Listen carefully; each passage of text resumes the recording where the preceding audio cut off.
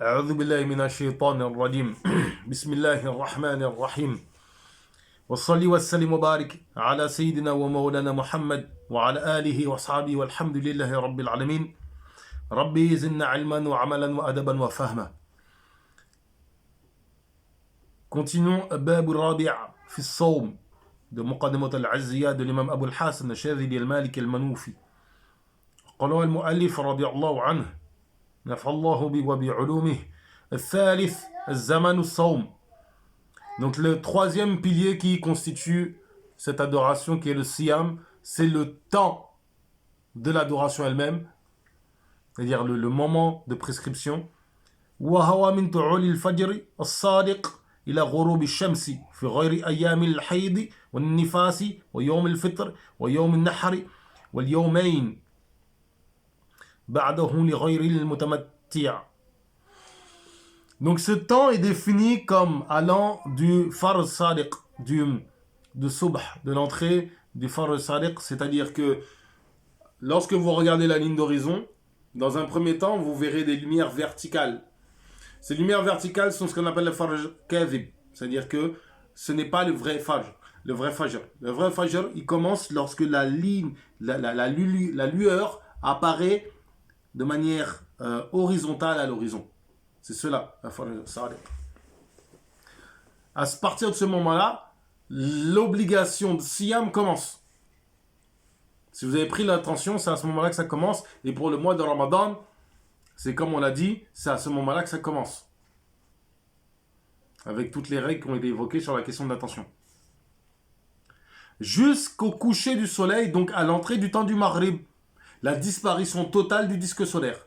Et l'entrée du Maghrib, c'est la nuit, et c'est à ce moment-là que Siyam, il a l'aide. C'est le fait de le terminer jusqu'à la fin, jusqu'à la nuit. C'est en dehors des jours de Nifas, des jours de Loshi. Les Loshi sont le sang qui sort de la femme au moment de l'accouchement et qui continue dans le Madhhab Maliki, qui peut aller jusqu'à 60 jours.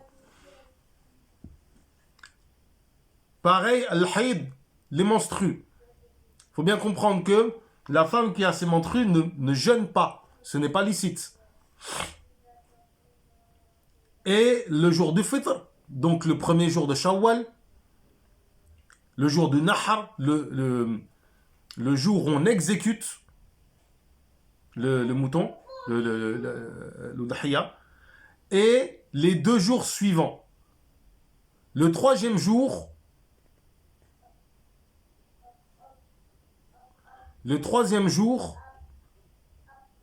et le 4e, le premier jour, 2e, 3e, c'est haram de jeûner ces jours-là.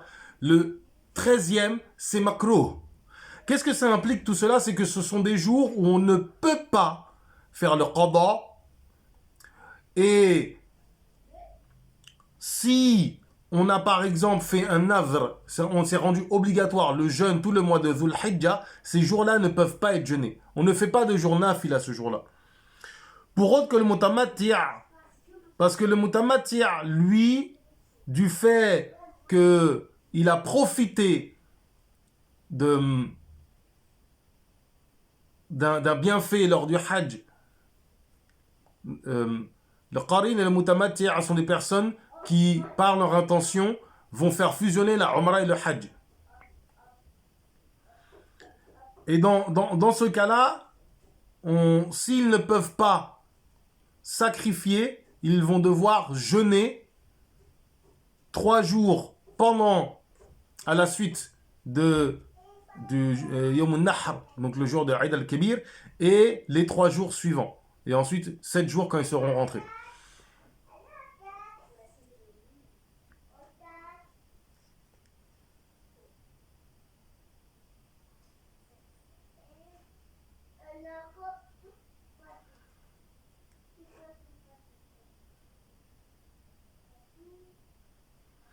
Pareil, on a dit le cas du tamattu', mais il y a aussi le cas de celui qui a délaissé un wajib du siyam, du hajj, ou qui n'a pas de bête à sacrifier pour réparer justement cela.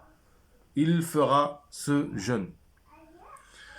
Petit détail intéressant, celui qui fait vœu de jeûner toute une année ne jeûnera pas le jour du 13, Dhul Hijjah. Par contre, s'il prend l'intention de jeûner toute cette année précisément, il devra jeûner le jour, le 13 de Dhul Hijjah.